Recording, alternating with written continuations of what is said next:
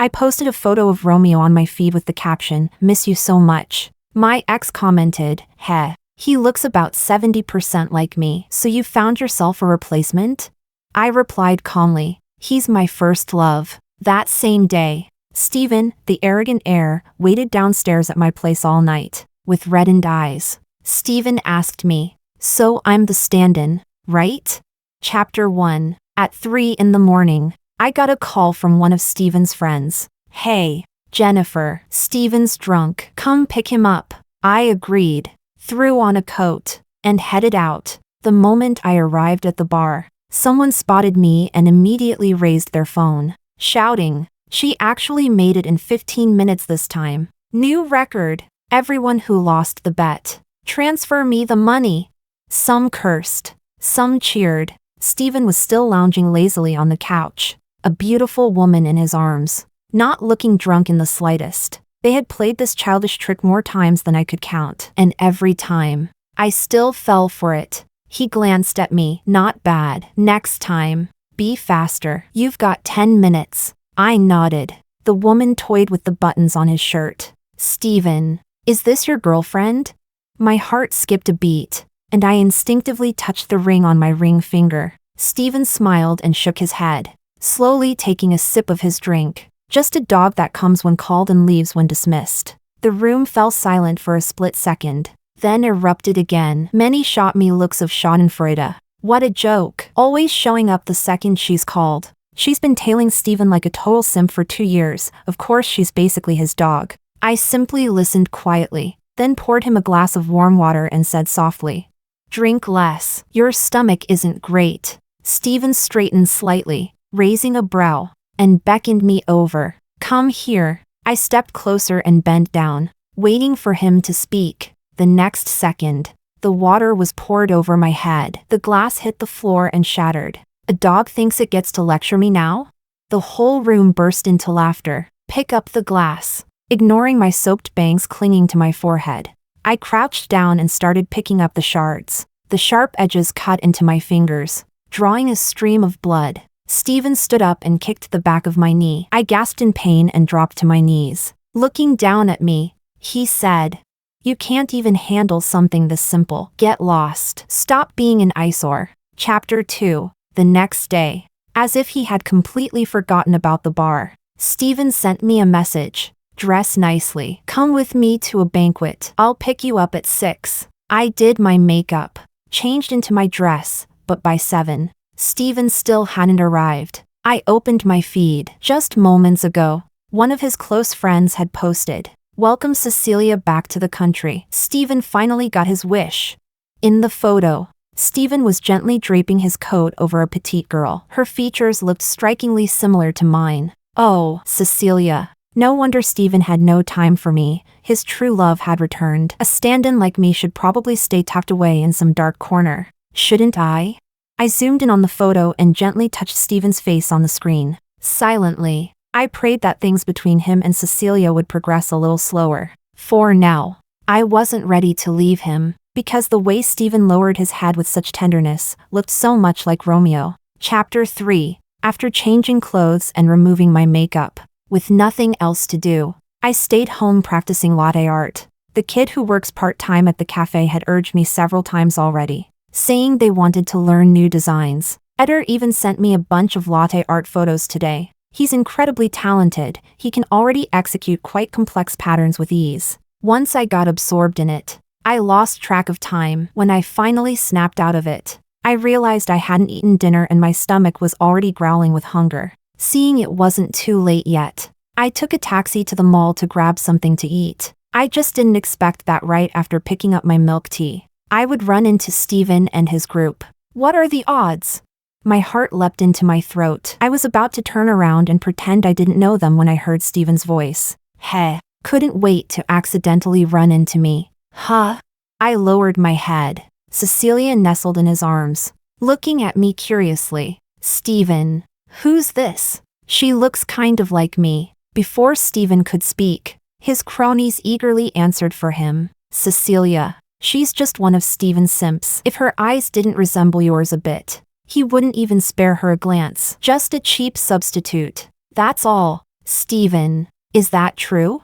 Stephen glanced at me and gave a proud nod. Cecilia laughed brightly and grabbed my hand. Now that I'm back, you don't have a chance anymore. You should leave Stephen as soon as possible, don't you think? Her gaze fell on the ring on my finger, slightly too big, and she looked surprised. Stephen, isn't that the ring you custom made for me? But the jeweler got the size wrong? Stephen's expression darkened. He tilted his chin at me. You made Cecilia unhappy. Take it off. Throw it away. I lowered my eyes. On Stephen's birthday, he had given me that ring. He said that once I wore it, I was his girlfriend. I took it off and handed it to Cecilia. She didn't take it. Instead, her eyes drifted to the jade bracelet on my wrist. I immediately went on guard, clutching it tightly. Cecilia smiled. Nice bracelet. Did Stephen give you that too? No.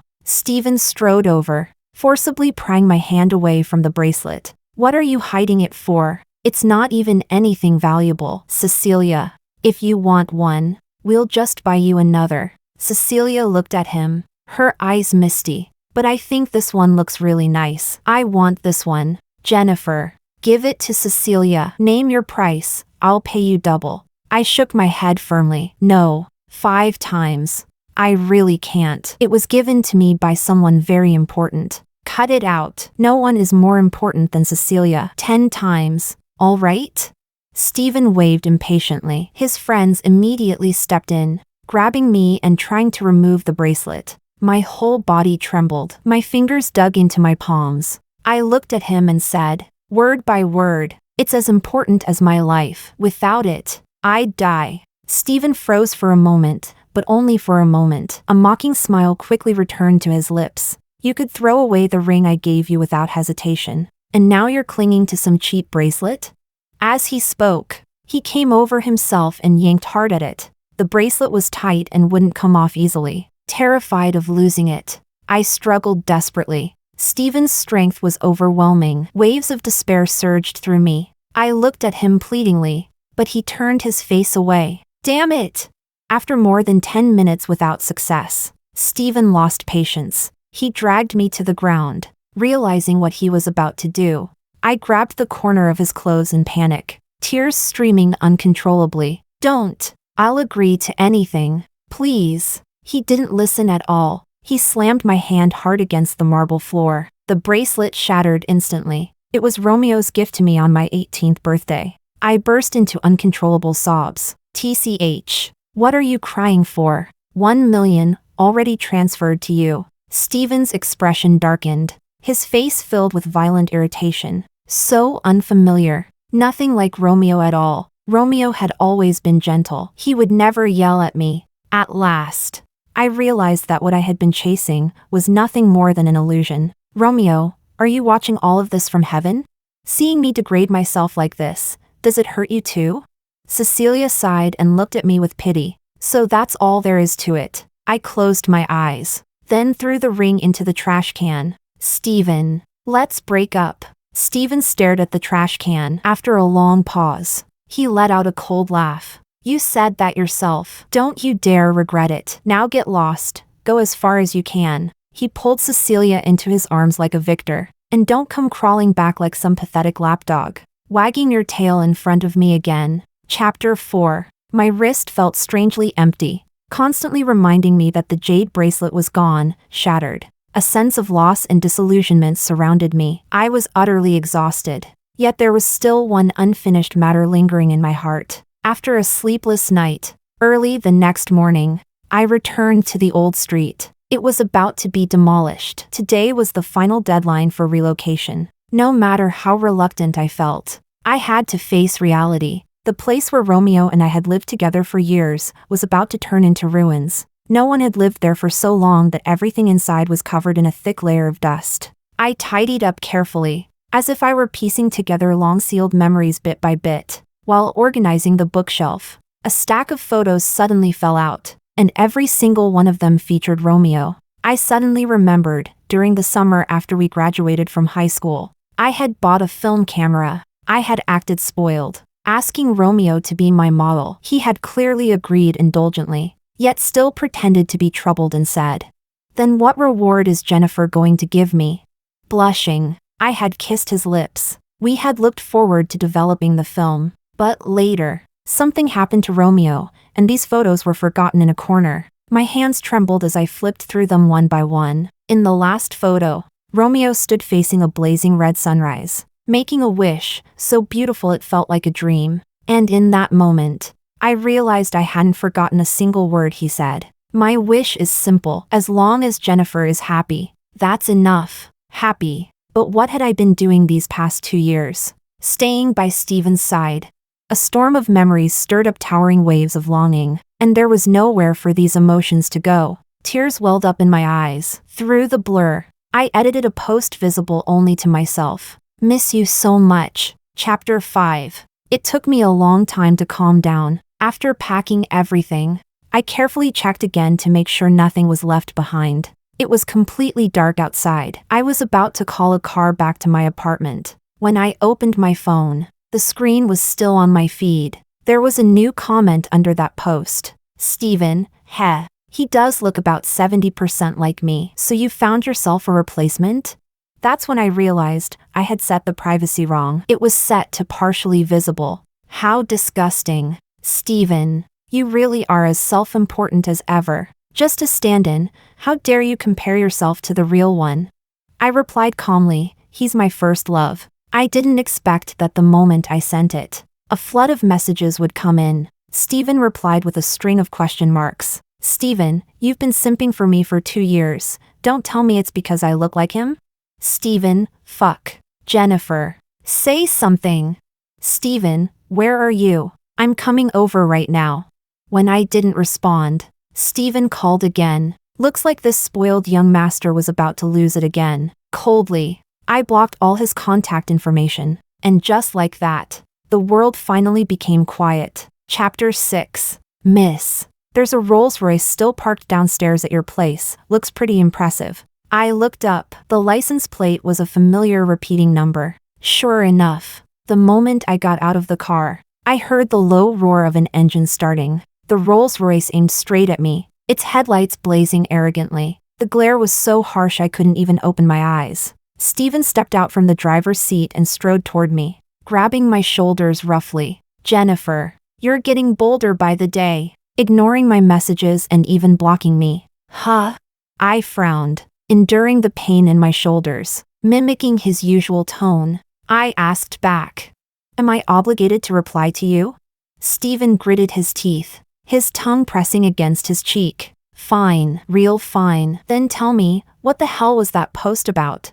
I couldn't be bothered to play games with him anymore. Exactly what you saw. His name is Romeo. He's my childhood sweetheart and my first love. I smiled brightly at him, returning every bit of his past mockery. The fact that you resemble him even a little is already your good fortune. Steven staggered back in disbelief, but quickly curled his lips into a smirk. Jennifer, not bad. That story you made up is pretty convincing. You just wanted to get my attention, didn't you? Fine, I'll admit it worked. He let go of my shoulders and tossed his wallet at me. Go to the store and buy me a pack of cigarettes. If you're back within 2 minutes, I'll get back together with you. Once again, I was reminded that Steven's way of thinking was completely abnormal. At a time like this, he was still acting so arrogantly. Steven glanced at his watch. Hurry up, 30 seconds have already passed. I threw the wallet onto the ground and turned to go back inside. Steven chased after me, his face full of impatience. All right, I'll let this one slide. Come back with me, and I'll pretend none of yesterday happened. I looked him up and down, unable to stop a mocking laugh. Steven, you might be able to pretend it didn't happen, but I can't. And also, you really are unbelievably self-absorbed. Get your position straight, you're just a knockoff. I have zero interest in getting your attention. Do I need to repeat myself? We've already broken up, so stop bothering me. Steven's expression crumbled instantly. On the face of this untouchable heir, who always got whatever he wanted, there appeared a flicker of vulnerability and helplessness. As I turned to leave, he grabbed my hand. After a long silence, he finally spoke, his voice hoarse. Then what were these 2 years between us supposed to mean? I let out a short laugh. It just means you've got a good memory. For the first time. I saw Steven's eyes turn red. So I was the stand-in all along, wasn't I? Chapter 7. After that day, Steven went completely insane, bombarding me with messages non-stop. When I blocked him, he just switched to new numbers. I was beyond annoyed, honestly. I suspected he'd gone to a phone shop and bought an entire sack of SIM cards. And the messages themselves were strange. Sometimes he would send long paragraphs reminiscing about our past, saying he regretted only now realizing how good I had been to him. Other times, he'd go street racing at night, get injured, and send me photos pitifully. Jennifer, before, even if I had just a small scratch, you'd stay up all night taking care of me. But then he'd have random episodes of erratic behavior, occasionally sending photos of himself with Cecilia, claiming he could live happily without me. His money transfers were just as baffling. For several days in a row, he would send me $5,200,000 at exactly 5:20 a.m. And then at some fixed time in the afternoon, he'd send another $5,820,000. I tried returning the money once, but almost immediately received a message from him. What? Too little? Not satisfied? Just wait. And just like that, he transferred an even larger amount. With the note, voluntary gift. I didn't want to get entangled with him anymore, so I simply accepted it all. I donated every cent to underprivileged girls in rural areas, hoping it might improve their lives, even if just a little. I glanced out the window. Today was bright and sunny, perfect weather to visit the cafe. It was time to seriously focus on my own career. Just as I stepped out, my phone buzzed again, another unknown number. Jennifer, Steven's been going crazy missing you these past few days. Just forgive him. In the photo, Steven looked disheveled, with stubble on his face and dark circles drooping heavily under his eyes. In front of him was a row of phones, yet he just sat there blankly, as if waiting for something. When did he turn into a homeless guy? Seeing him in such a miserable state, I felt reassured. In a great mood, I replied, "So you switched careers? Selling phone screen protectors under an overpass now?" Chapter 8. As I pushed open the cafe door, I heard the familiar chime of the bell. The person by the counter glanced toward the entrance, and in just a moment, a bright smile spread across his face. Heir carefully carried a cup of coffee and presented it to me like a treasure. "Jen, look! This time the bear latte art is perfect." Looking at the sunshine-like energy radiating from him, I couldn't help but sigh. Such a vibrant college student. Come to think of it, Heir had been working part-time at the cafe for nearly a year now. When the cafe first opened, he became a regular customer. Later, when we posted a hiring notice, he contacted me saying he wanted to work part-time. At first, I thought he was joking. I had seen the same model of watch he wore displayed at a luxury boutique, just that one watch alone could probably buy the entire cafe. But Heir was serious. Whatever he learned, he did it properly, and he was always asking me about coffee-related knowledge. Snapping back to the present, I realized Heir was looking at me with sparkling eyes. "Jen, try it?" I took a gentle sip. The latte foam was smooth and delicate, and Heir had even creatively sprinkled bits of osmanthus on top. "It's really good." Heir broke into a wide smile, the corners of his eyes lifting with joy. His happiness was infectious. He really loves coffee, I thought. Chapter 9. Time slipped by quickly, and before I knew it, it was time to close for the day. The newly opened dessert shop next door was running a grand opening promotion. Heir excitedly pulled me inside and ordered a whole table of cakes. Every single one was my favorite flavor. Heir winked at me. "Jen, you've lost a lot of weight lately. Eat more." I froze for a moment. After leaving Steven, I had finally found a long-lost sense of ease. Only now did I realize, over those 2 years, I had endured far too much. Feeling cared for again, every bite of cream tasted like happiness. Heir didn't eat much. Most of the time, he was just watching me. Rarely, a conflicted expression appeared on his face. I felt a little confused. "What's wrong?" He frowned. After a while, as if he had finally made up his mind, he asked softly, "Jen, the jade bracelet you used to wear all the time, why isn't it there anymore?" My breath caught. "It broke. Jen, if you trust me, let me fix it." He looked at me seriously, his eyelashes trembling with nervousness. I studied jewelry in college. I'm very familiar with this kind of thing. A wave of dizziness hit me, like being suddenly struck by unexpected luck. Really? It can actually be repaired? The bracelet, broken into 3 pieces, was still in my backpack. I took it out and showed it to him. Eder examined it carefully for a long time, then nodded with certainty. Jen, give me 3 days. I'll restore it to perfect condition. The joy of regaining something lost spread through my heart. Overwhelmed with excitement, I instinctively grabbed the corner of his shirt. Thank you. Chapter 10. 3 days later. Eder kept his promise and brought the repaired jade bracelet. I had no idea what method he used, but the bracelet was perfectly restored. There were almost no visible cracks. Thank goodness. I sighed in relief. The last gift Romeo left me. I had finally kept it. I put the bracelet back on and sent Eder a big red envelope as thanks. I really owe you this time. Thank you so much. Eder didn't accept it. Resting his chin on his hand, he looked at me with a smile. It was nothing. I don't want your money, Jen. Just help me fulfill a small wish. I was just about to ask what his wish was when the doorbell rang sharply. I turned and saw an all too familiar figure. It was Steven. I sighed inwardly. I hadn't expected him to find me after all. He walked straight toward me, his expression so dark it looked like it could drip with water. Ignoring my messages, secretly moving away, disappearing for half a month. Do you really hate me that much? I answered honestly. Yes, I hate you so much that I feel sick just seeing you. Steven took a deep breath. As if suppressing his emotions, he took out 2 gift boxes and looked at me with something close to pleading. I picked the ring back up, and I bought you a new bracelet to make up for it. Jennifer, please don't ignore me anymore, okay?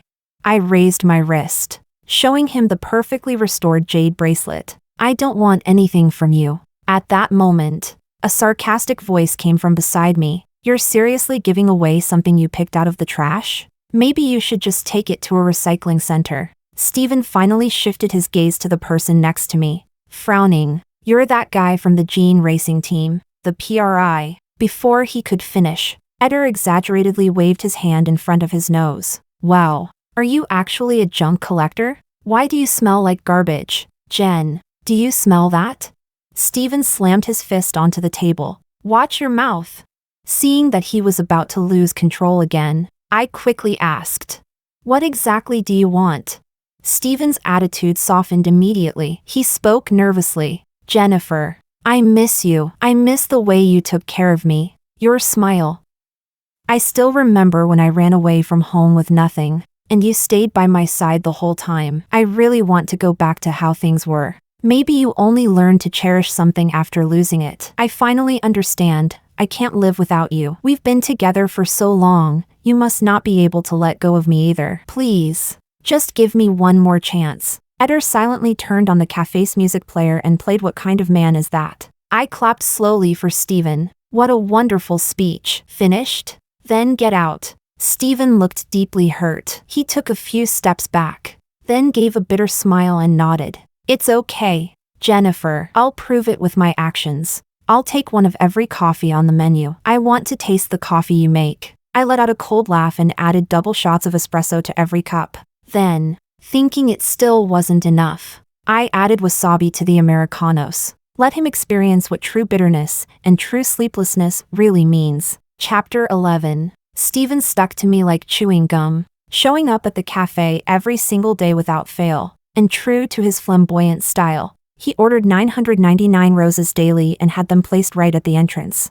I came up with a brilliant idea: turn the roses into complimentary gifts for customers who bought coffee. Meanwhile, Steven gave every single person who took a rose an intense, almost threatening stare. Today, he switched things up and ordered a fruit tea. I poured in half a bottle of syrup. Unfortunately, before I could even serve it to him, another unwelcome guest arrived. Cecilia stormed in, her high heels clacking sharply across the cafe floor. She shot me a vicious glare and pointed at me. You shameless homewrecker. Stay away from Steven and stop trying to seduce him.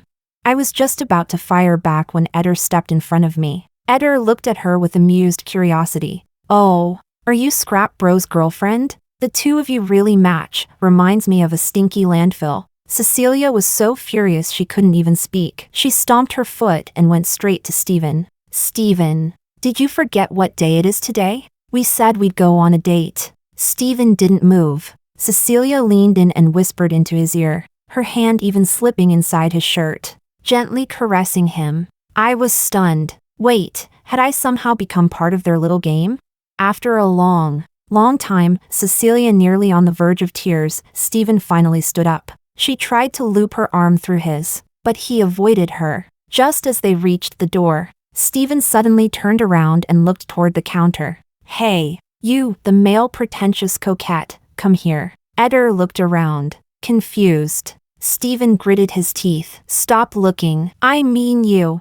As if sensing my concern, Eder gave me a playful salute before heading out. Jen, don't worry. I guarantee I'll return safely. Through the glass window, I saw Steven raise an eyebrow provocatively at Eder, while Eder stood there casually with his hands in his pockets, nodding indifferently. In the end, it seemed the two of them reached some kind of agreement. Eder flashed an okay sign. Steven and Cecilia left together. Eder turned back. Meeting my gaze, he lifted his signature sunny smile and mischievously winked his right eye at me. Chapter 12. Eder didn't tell me what he and Steven had talked about. He only said I didn't need to worry. Over the next few days, he continued coming to work as usual. Just when I thought the whole thing had blown over, I suddenly received a message from him. Jen, I'm in the hospital. It hurts so much. In the photo, his left arm was already in a cast. I was startled. After asking for the address and room number,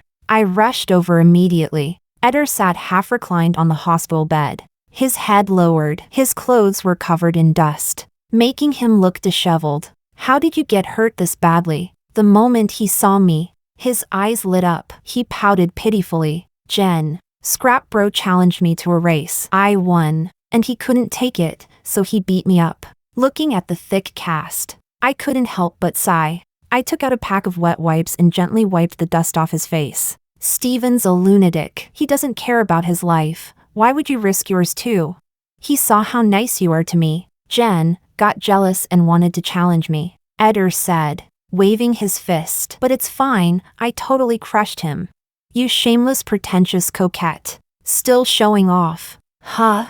A cold snort came from the doorway. Steven stood there, looking even worse than Eder. Both of his hands were in casts, and his left eye was swollen and bruised purple. I couldn't help feeling a bit of schadenfreude. I almost hoped the injuries on his face would never heal. Looking so much like Romeo, you don't deserve it. Cecilia stood beside him, supporting him, though her expression was reluctant. Steven looked at me with a gloomy gaze. I got beaten up like this. Don't you feel bad for me at all?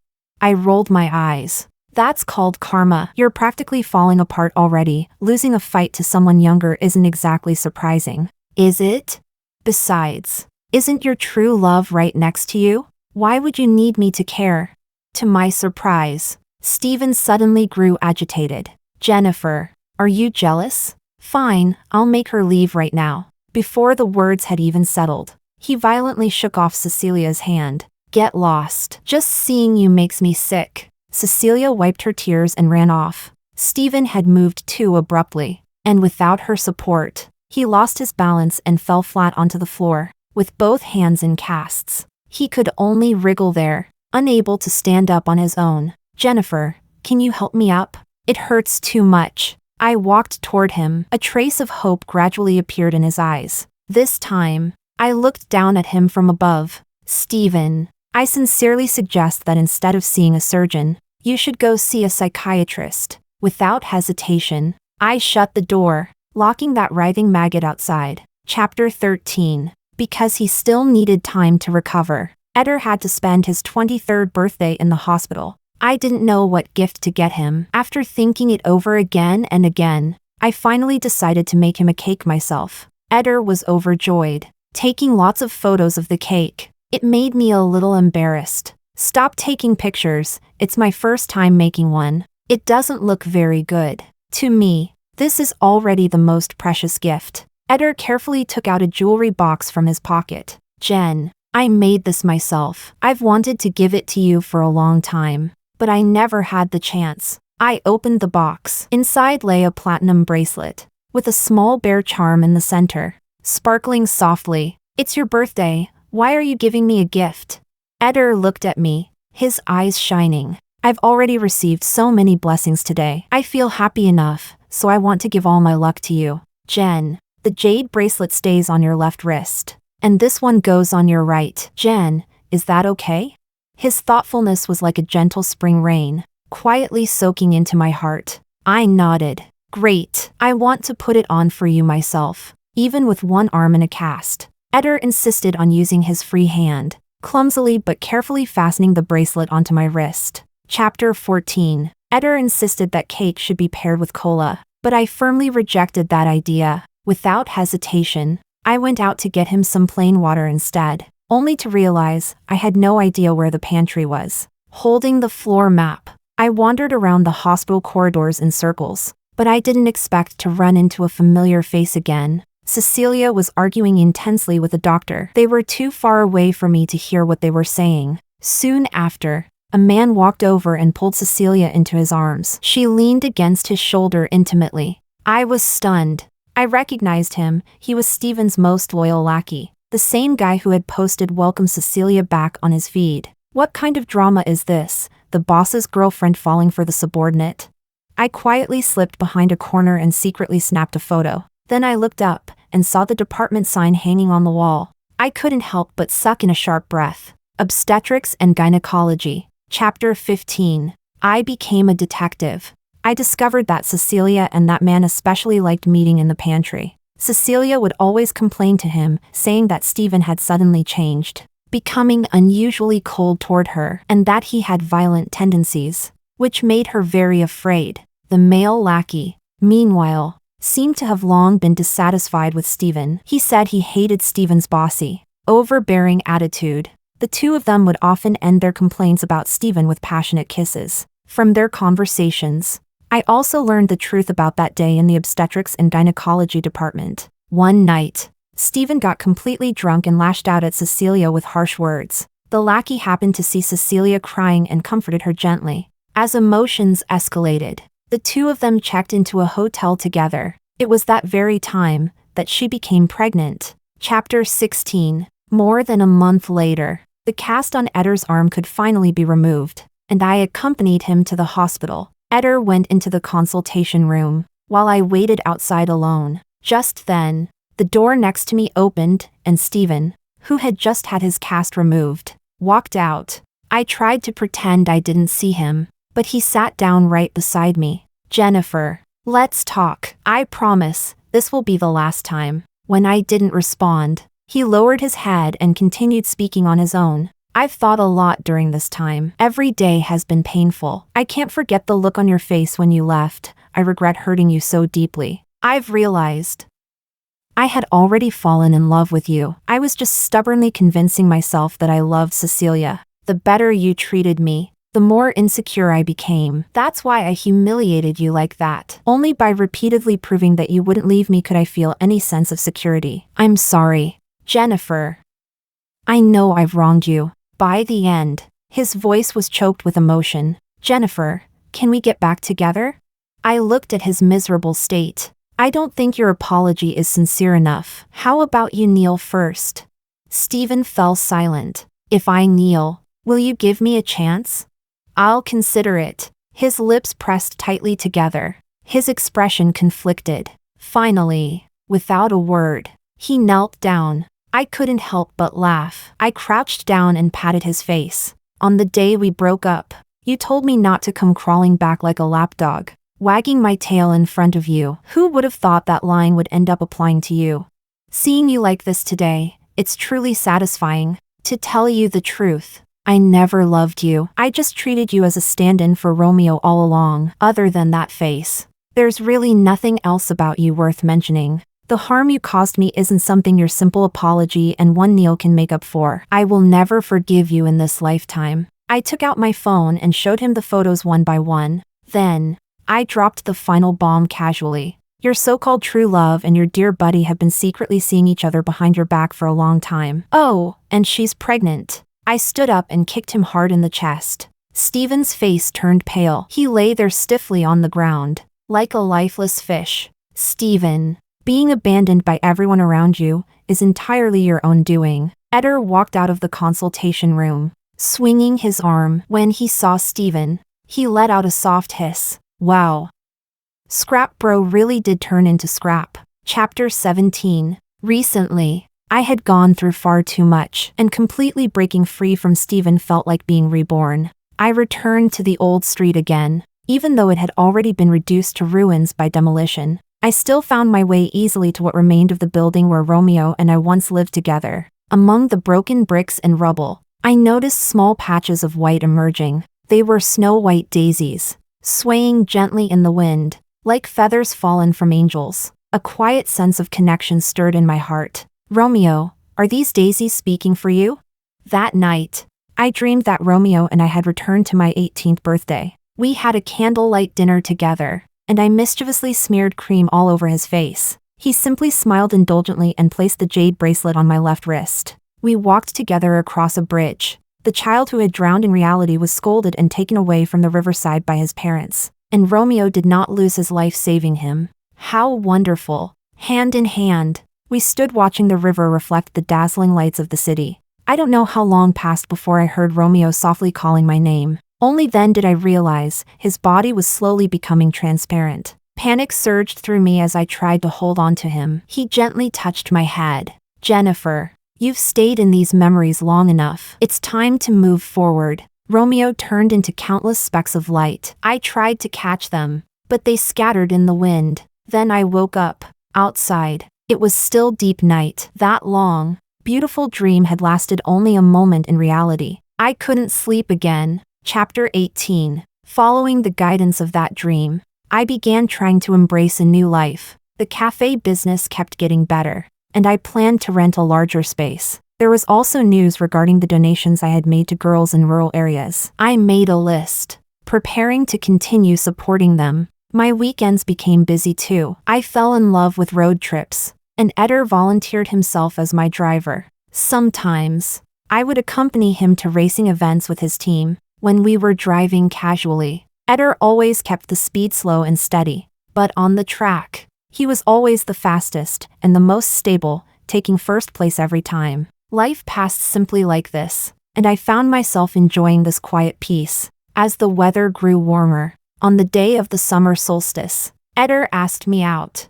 I hadn't expected that the small wish he mentioned when fixing my bracelet was simply to have me accompany him to an amusement park. I was sitting in a taxi, and the radio was looping a news report. The heir Stephen has been sentenced to 2 years in prison for intentional assault after attacking someone with a knife in public. The incident is reportedly related to a romantic dispute. The driver sighed. That young man completely lost his mind. I echoed him. Tell me about it. The moment I got out of the car, I saw Eder, tall, with a bright and handsome appearance. He stood out immediately in the crowd. He waved at me and ran over excitedly. He handed me a bear-shaped helium balloon. Jen, this is for you.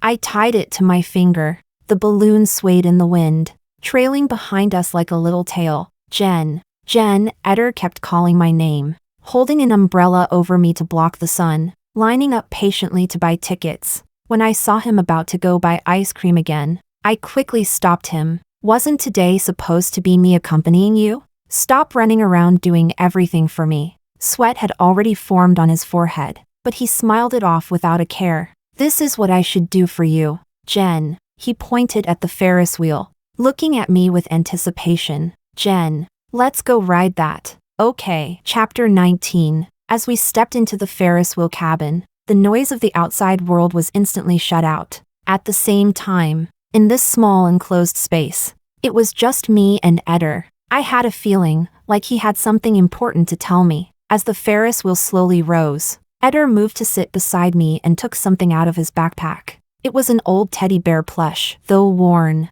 it was very clean. It was obvious its owner had taken good care of it. Jen, do you remember this? Isn't this the souvenir from the amusement park 2 years ago? I was working here back then. Eder nodded seriously. Yeah, it was on the summer solstice that year. Jen, you gave me this. He lowered his eyes, a trace of loneliness appearing on his face. That was when I was taken from the orphanage back to the Zhou family, when I found out I was an illegitimate child. There wasn't the kind of family warmth I imagined, only scheming and conflict. Eder looked up again and gave me a bright smile. I argued with them and left. I was in a terrible mood, but I was lucky. I met you here. Jen, you gave me this souvenir and told me not to be sad anymore. That coming to an amusement park means you should be happy. From a long time ago, you already healed me. Like sunshine. Eder's feelings were intense and straightforward, and the hope on his face was unmistakable. I spoke softly. There's already someone in my heart, someone I might never forget in this lifetime. I know, he said gently. The jade bracelet Jen wears, that person gave it to you, right? It's okay. Just like the little bear bracelet, wearing it on your right hand is still nice. As long as there's even a tiny place for me in your heart, I'll be satisfied. You healed me, Jen, and I want to protect you in the days to come. Jen, I've liked you for a long time. Will you give me a chance to pursue you? It suddenly occurred to me, every time I felt lost, Eder had always been there, protecting me in his own way. In truth, you've already protected me many times. At that moment, the Ferris wheel reached its highest point. I untied the bear-shaped helium balloon from my finger and fastened it around his right wrist. This way, we both have bears on our right hands. From now on, please take care of me,